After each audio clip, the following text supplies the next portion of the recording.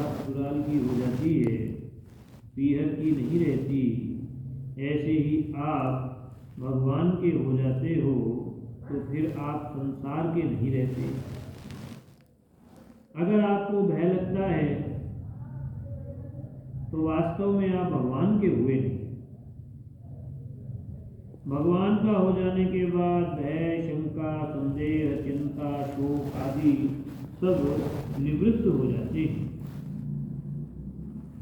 निवृत्त हो जाएंगे। आपका सब काम स्वतः सिद्ध हो जाएगा। बस एक ही बात मान लें कि मैं भगवान, बस एक ही बात मान लें कि मैं भगवान। आप हृदय से ये बात स्वीकार कर लें कि हम भगवान हैं। स्वीकार करने के बाद जो कमी रहेगी वह भगवान अपने आप पूरी करेंगे। किस ढंग से करेंगे वह भगवान जाने। माँ छोटे बच्चे के कपड़े उतारती है तो वह रोता है, स्नान कराती है तो रोता है, स्नान कराकर पहुँचती है तो रोता है। फिर माँ नए कपड़े पहनाकर काजल का टीका लगा देती है। फिर माँ और बच्चा दोनों हंसते हैं। इस तरह आप भगवान के हो जाओ, फिर भगवान भी हंसेंगे और आप भी हंसोगे। फिर भगवान भी हंसेंगे और आप भी हंसोगे। अपना पालन करने के लिए बच्चे को माँ से कहना नहीं पड़ता। भगवान का गीता में अंतिम उपदेश है, मामेकम शरणम व्रज। मैं भगवान का हूँ ऐसा आपने मान लिया तो आप सही मार्ग पर आ गए, ठीक ठिकाने आ गए। ठीक ठिकाने तो भगवान का अंतिम उपदेश है, मामेकम शरणम व्रज, केवल एक मेरी शरण में आ, केवल एक मेरा ही हो जा। और फिर माँ शुच चिंता मत कर। वास्तव में ठीक तरह से जानने वाले बहुत कम हैं। जो सत्संग करते हैं वे भी प्राय जानते नहीं। जितना जानते हैं उतना स्वीकार नहीं करते। जैसे बिजली के द्वारा कितनी तरह के कार्य होते हैं उसकी आदमी गिनती नहीं कर सकता, फिर भी बिजली के नए नए आविष्कार होते रहते हैं। ऐसे ही पारमार्थिक मार्ग में भी नए नए आविष्कार होते हैं, परंतु आप ध्यान नहीं दें तो हम क्या करें। कठिन बात बताएं तो कहते हैं हम कर नहीं सकते, और सुगम बताएं तो आप करते नहीं। मनुष्य जन्म केवल परमात्मा की प्राप्ति के लिए मिला है, पर परमात्मा की प्राप्ति ना करके आप इसको निरर्थक नष्ट कर रहे हो। इससे कितनी हानि हो रही है, इस तरफ आप देखते ही नहीं, विचार ही नहीं करते। आजकल मेरी एक धुन लगी है, भगवान को अपना मानना। आजकल मेरी एक धुन लगी है, भगवान को अपना मानना। मेरे मन में ये बात विशेषता से आ रही है कि आप किसी तरह से भगवान के साथ संबंध जोड़ो। चाहे भगवान को बेटा मानो, बाप मानो, माँ मानो, भाई मानो, मित्र मानो, गुरु मानो, चेला मानो, मालिक मानो, नौकर मानो, कुछ भी मानो, इतनी सी बात मानो तो बहुत लाभ की है। आप मानो चाहे मत मानो, मैं तो कहता रहूँगा, अपने कर्तव्य का पालन करता रहूँगा। आप नहीं मानो तो मैं आपसे नाराज नहीं होऊंगा, पर मेरे चित्त में प्रसन्नता नहीं होगी। मेरे चित्त में प्रसन्नता नहीं होगी। श्री कृष्ण गोविंद हरे मुरारी, हे नाथ नारायण वासुदेव। महाराज जी ने कहा भी मैंने तो मेरी बात कह दी, मेरा कर्तव्य था, तो माने मेरा काम तो पूरा हो गया। अब आप नहीं मानो तो काम तो आपका अटका है, आप नहीं मानो तो काम आपका अटकेगा। मैंने तो कहकर मेरा कर्तव्य पालन कर दिया।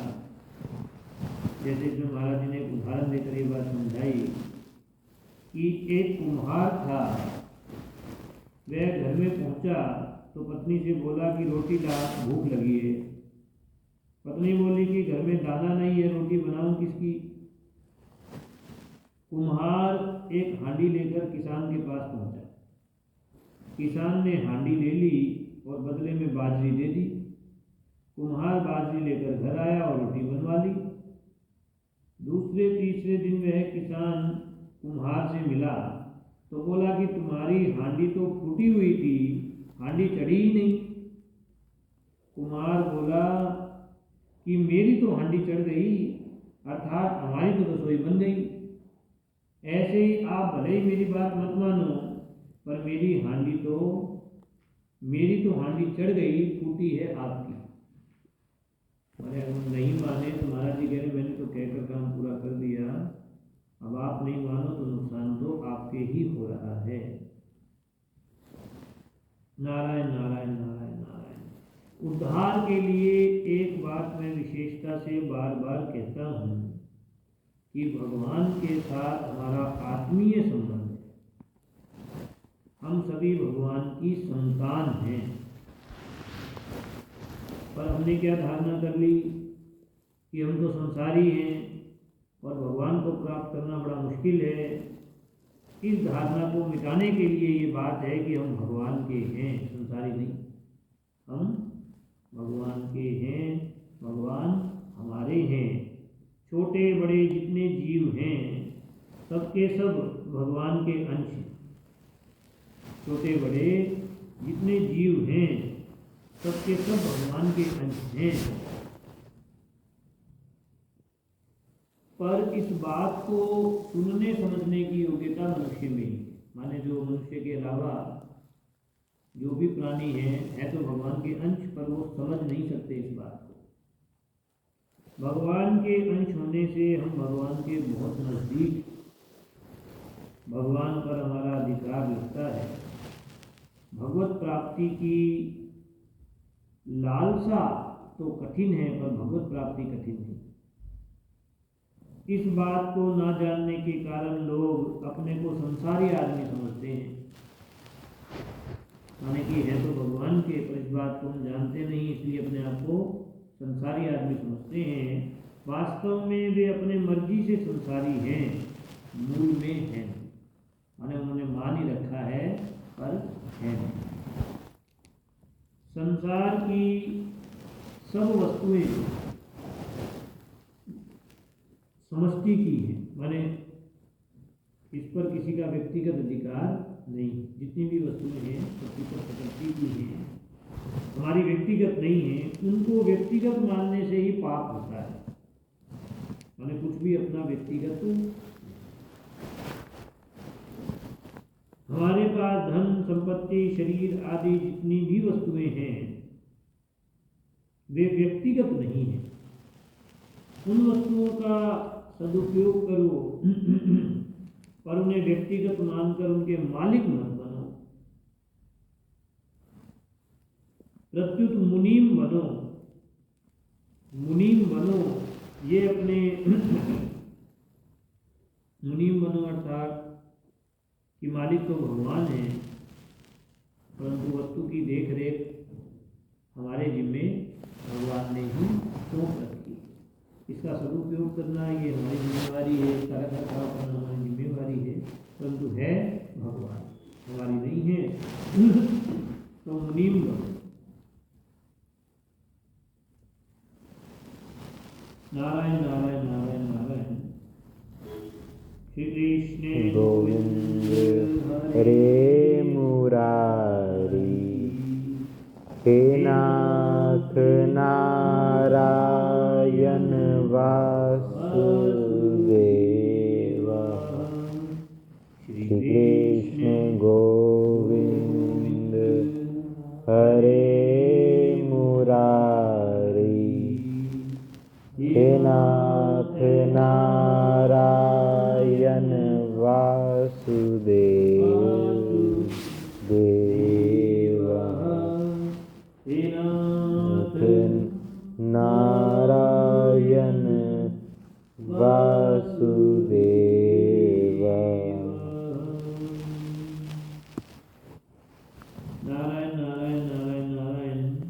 सत्संग करने वालों के मन में मरने का भय नहीं होना चाहिए।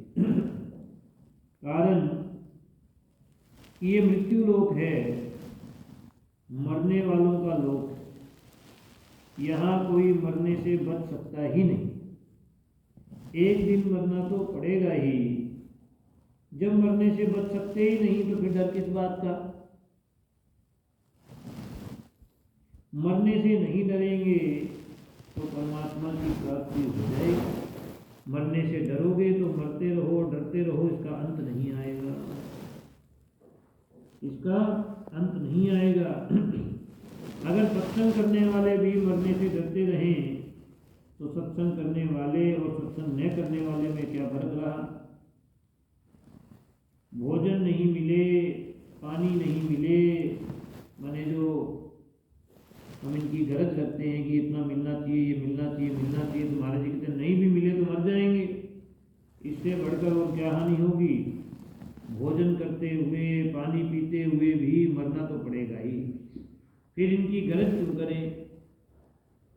समय से पहले कोई मरता नहीं, समय से पहले कोई मरता नहीं। जीने की चाह होने से ही मरने का भय होता है। जीने की चाह ना हो तो मरने का भय होता ही नहीं। ना जीने की चाह रखो, ना मरने की चाह रखो, हर अवस्था में मस्त रहो, भगवान के होकर रहो। हर अवस्था में भगवान के होकर रहो। संसार के राजा महाराजा, करोड़पति, अरबपति को भी मन चाही चीज नहीं मिलती, उनको भी कमी रहती है। इसलिए हरेक स्थिति में प्रसन्न रहो, अभय रहो, भय मत करो। आप हरदम प्रसन्न रहो तो बाधा किस बात। श्रीमन्नारायण नारायण नारायण, श्रीमन नारायण नारायण नारायण, मन नारायण नारायण नारायण, नारायण नारायण नारायण।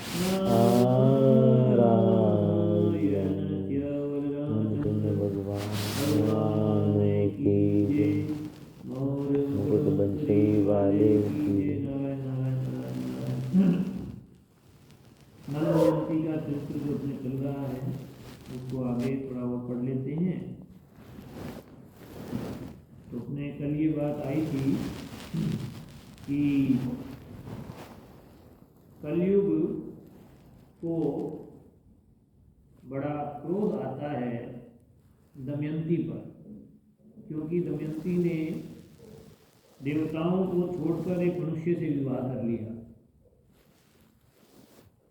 तो कलयुग और द्वापर वो आपस में मिल जाते हैं और ये प्लानिंग करते हैं कि इनको इसका फल चखाना है। किसको? राजा नल को और दमयंती को। तो राजा नल को कलयुग ये देखता है कि मैं इनमें प्रवेश कर जाऊं, और एक दिन वो काफ़ी समय प्रतीक्षा करता रहा कलयुग प्रवेश करने की राजा नल में। और एक दिन राजा नल अपवित्र अवस्था में संध्या वंदन करने के लिए बैठ गए, तो उस समय इस दोष के कारण कलयुग उनमें प्रवेश कर पाया। और एक और दूसरे रूप से कलयुग राजा नल के भाई पुष्कर के पास गया,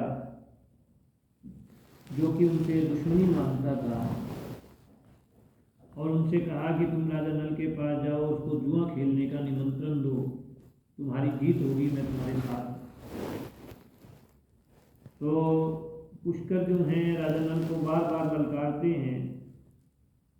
तो आखिरकार उसकी ललकार को ना सहन करते हुए राजा नल जुआ खेलने के लिए तैयार हो जाते हैं। और जो द्वापर थे वो उन पासों के रूप में बन जाते हैं, और जैसे जैसे पासा फेंका जाता है तो हर पासा पुष्कर के हक में ही जाता है, और राजा नल धीरे धीरे अपनी सब संपत्ति दांव पर लगाकर हारते चले जाते हैं। जो राजा की मंत्री आदि हैं वो देखते हैं कि क्या हो रहा है, ये बड़ा भारी हमारे ऊपर संकट आता चला जा रहा है। प्रजा है वो भी बड़ी व्याकुल हो जाती है। सब मिलकर राजा नल को रोकना चाहते हैं, परंतु वह राजा नल को रोक नहीं पाते। राजा नल के जो मंत्री हैं, प्रजा हैं, वो आकर फाटक के सामने, उनके दरवाजे के सामने खड़े हो गए, और द्वारपाल रानी दमयंती के पास गया और बोला कि आप महाराज से निवेदन कर दीजिए कि आपकी सारी प्रजा जो है वो दुख पा रही है ये सब देखकर, और आप ये जुआ आगे इसको ना खेलें, इसको बंद कर दीजिए, क्योंकि वो हारते चले जा रहे हैं, सबको दांव पर लगाते चले जा रहे हैं। दमयंती स्वयं दुख के मारे दुर्बल और अचेत हुई जा रही थी। उसने आंखों में आंसू भरकर गदगद कंठ से अपने पति राजा नल को निवेदन किया कि स्वामिन, नगर की राजभक्त प्रजा और मंत्रिमंडल के लोग आपसे मिलने आए हैं, आप उनसे मिल लीजिए। परंतु नल के भीतर कौन था? कलयुग था। कलयुग का आवेश होने के कारण वे कुछ भी नहीं बोले, और प्रजा के लोग, मंत्री लोग सब लौट गए। पुष्कर और नल में कई महीनों तक जुआ होता रहा तथा राजा नल बराबर हारते गए। राजा नल जुए में जो पासे फेंकते वे उनके हक में कोई भी नहीं जाते। सारा धन हाथ से निकल गया। जब दमयंती को इस बात का पता चला कि अब तो हमारे को लगता है राज्य से बाहर निकलना पड़ेगा, क्योंकि सब कुछ ये हार रहे हैं, तब उसने क्या किया कि अपने दोनों बच्चों को, सारथी को बुलाकर, जो राजा नल के सारथी थे जिनका नाम था वार्ष्णेय, और एक बृहद सेना नाम की दहाई या जो दासी रही होगी, जो बच्चों का पालन पोषण वहाँ करती होगी, उनको बुलवाया और कहा कि सारथी, अब ये बात तुमसे छिपी नहीं है कि महाराज बड़े संकट में पड़ गए हैं, इसलिए तुम घोड़ों को रथ में जोड़ लो, रथ तैयार करो, और मेरे दोनों बच्चों को रथ में बिठाकर कुंदनी नगर में, यानी कि उनके नाना के पास ले जाओ। तुम रथ और घोड़ों को भी वहीं छोड़ देना, तुम्हारी इच्छा हो तो वहीं रहना, नहीं तो कहीं दूसरी जगह चले जाना। माने यहाँ तो अब सब कुछ इसके कब्जे में आ गया है। सारथी ने दमयंती के कथनानुसार मंत्रियों से सलाह करके बच्चों को कुंदनीपुर अपने नाना के पास उनको पहुँचा दिया। रथ और घोड़े भी वहीं छोड़ दिए तथा स्वयं वहाँ से पैदल ही चलकर अयोध्या में जा पहुँचा, और वहाँ के राजा थे ऋतुपर्ण। राजा ऋतुपर्ण के पास सारथी का काम करने लगा। वार्ष्णेय सारथी के चले जाने के बाद पुष्कर ने पासों के खेल में राजा नल का राज्य और धन ले लिया, और नल को कहा कि, हंसते हुए कहा कि और जुआ खेलोगे, परंतु तुम्हारे पास दांव पर लगाने के लिए कुछ है ही नहीं। वे नल का हृदय फटने लगा। वे पुष्कर से कुछ भी नहीं बोले। उन्होंने अपने शरीर से सब वस्त्र आभूषण उतार दिए और केवल एक वस्त्र पहने नगर से बाहर निकले। दमयंती ने भी केवल एक साड़ी पहनकर अपने पति का अनुगमन किया। नल के मित्र और संबंधियों को बड़ा शोक हुआ। नल और दमयंती दोनों नगर के बाहर 3 रात तक रहे, लेकिन किसी भी नगर निवासी ने उनकी सहायता नहीं की। क्यों? क्योंकि पुष्कर ने नगर में ढिंढोरा पिटवा दिया कि जो मनुष्य नल के प्रति सहानुभूति प्रकट करेगा उसको फांसी की सजा दी जाएगी। भय के मारे नगर के लोग अपने राजा नल का सत्कार तक ना कर सके। राजा नल 3 दिन रात तक अपने नगर के पास केवल पानी पीकर रहे। चौथे दिन उन्हें बड़ी भूख लगी। फिर दोनों फल मूल खाकर वहां से आगे बढ़े। एक दिन राजा नल ने देखा कि बहुत से पक्षी उनके पास ही बैठे हैं और उनके पंख सोने के समान चमक रहे हैं। नल ने सोचा कि इनके पंखों से कुछ धन मिल जाएगा। ऐसा सोचकर उन्हें पकड़ने के लिए राजा नल ने क्या किया, उन पर अपना पहनने का वस्त्र डाल दिया जो उन्होंने पहन रखा था और पक्षी उनका वस्त्र लेकर उड़ गए। अब राजा नल के पास वो वस्त्र भी नहीं रहा। पक्षियों ने कहा राजा नल को कि हे दुर्बुद्धे, हे दुर्बुद्धि, तू नगर से एक वस्त्र पहनकर निकला था, उसे देखकर हमें बड़ा दुख हुआ कि ले अब हम तेरे शरीर का वस्त्र भी लिए जा रहे हैं। हम पक्षी नहीं हैं, हम तो वही जुए के पासे हैं। माने वही द्वापर, जो ये भी द्वापर और कली की ही लीला थी, उन्हीं की करतूत थी। अब वही पक्षी बनकर आए और वो राजा नल का वस्त्र भी लेकर चले गए। नल ने दमयंती से सब बातें बता दी कि किस प्रकार पासों के रूप में मैं क्यों हारता गया। राजा नल को तो पता लगा है कि पासों के रूप में कुछ और ही थे और हम इसीलिए हारते चले गए। इसके बाद नल ने कहा दमयंती को कि प्रिय, तुम देख रही हो यहाँ बहुत से रास्ते हैं। एक रास्ता अवंतिका की ओर जाता है, अवंतिकी की ओर जाता है। दूसरा ऋक्षवान पर्वत पर होकर दक्षिण देश को जाता है। सामने विंध्याचल पर्वत है, यहाँ महर्षियों का आश्रम है। और ये सामने का रास्ता विदर्भ देश को जाता है, यह कौशल देश का मार्ग है। इस प्रकार राजा नल दुख और शोक से भरकर बड़ी सावधानी के साथ दमयंती को वो भिन्न भिन्न मार्ग और आश्रम बतलाने लगे। दमयंती की आंखों आंसू आ गए। वह गदगद स्वर से कहने लगी, स्वामिन, आप ये क्या सोच रहे हैं। माने कि दमयंती समझ गई कि राजा नल ये रास्ते क्यों दिखा रहे हैं, ताकि दमयंती इन रास्तों से होकर अपने पिता के घर पर चली जाए और मेरे साथ दुख ना पाए, मेरे साथ दुख ना पाए। तो दमयंती समझ गई कि ये मेरा त्याग, माने मेरे को ये कहना चाहते हैं कि तुम तो चली जाओ और मैं यहाँ रह जाऊँ। परंतु वो पतिव्रता अपने पति को छोड़कर कैसे चली जाए। तो उन्होंने कहा, दमयंती ने कहा कि स्वामी आप क्या सोच रहे हैं, मेरा हृदय उद्विग्न हो रहा है। आपका राज्य गया, धन गया, आपके शरीर पर वस्त्र नहीं रहा, आप थके मांदे भूखे प्यासे हैं। क्या मैं आपको इस निर्जन वन में छोड़कर अकेली कहीं जा सकती हूँ। मैं आपके साथ रहकर आपका दुख दूर करूँगी। दुख के अवसरों पर पत्नी पुरुष के लिए औषध का काम करती है। वह धैर्य देकर पति के दुख को कम करती है। नल ने कहा, प्रिय, तुम्हारा कहना ठीक है, पत्नी मित्र है, पत्नी औषध है, परंतु मैं तो तुम्हारा त्याग नहीं करना चाहता। तुम ऐसा संदेह क्यों कर रही हो।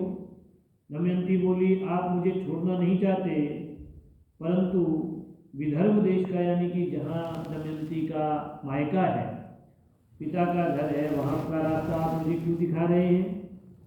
मुझे निश्चय है कि आप मेरा त्याग नहीं कर सकते, फिर भी इस समय आपका मन उल्टा हो गया है, इसलिए ऐसी शंका करती हूँ।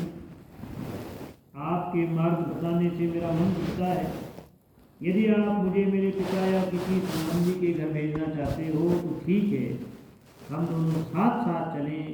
मेरे पिता आपका सत्कार करेंगे, आप वहीं सुख से रहिएगा। पर राजा नल ने कहा कि प्रिय, तुम्हारे पिता राजा हैं और मैं भी कभी राजा था। इस समय मैं संकट में पड़कर उनके पास नहीं जाऊंगा। राजा नल दमयंती को समझाने लगे और उसके बाद दोनों वन में इधर उधर घूमते रहे। भूख प्यास से व्याकुल होकर दोनों एक धर्मशाला में आए और वहाँ ठहर गए। इसके बाद की कथा कल करने का विचार करेगा। श्री कृष्ण गोविंद हरे मुरारी नाथ नारायण वासुदेवा। श्री कृष्ण गोविंद हरे मुरारी हे नाथ नारायण वासुदेवा। नाथ नारायण वासुदेवा। शेष शारदा कृपा तुम्हारी है घनश्याम। ऐसे परम कृपालु प्रभु को कोटि कोटि हम करें प्रणाम। भगवान की मोर